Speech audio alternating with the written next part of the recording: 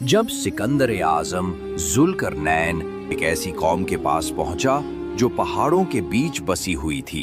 ये लोग कांपते हुए आए और बोले, ए जुल्करनैन, याजूज माजूज जमीन में फसाद फैलाते हैं। क्या हम आपको कुछ माल दें ताकि आप हमारे लिए एक दीवार बना दें? जुल्करनैन ने कहा, मुझे तुम्हारे माल की जरूरत नहीं। अल्लाह ने मुझे ताकत दी है, बस तुम मेरा साथ दो। फिर उसने लोहे के बड़े बड़े टुकड़े पहाड़ों के दरमियान रखवाए, उन्हें पिघलवाया और उसमें सीसा डाला, यहाँ तक कि एक बहुत बड़ी लोहे और सीसे की दीवार बन गई, इतनी मजबूत कि याजूज माजूज ना उस पर चढ़ सके और ना उसमें सुराख कर सके।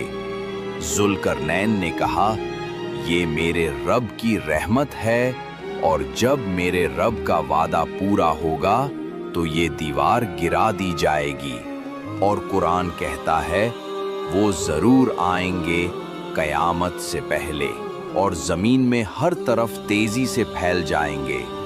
अब साइंस कहती है कि कुछ ऐसी कौमें हैं जो उत्तरी इलाकों में जमीन के नीचे बंद हैं।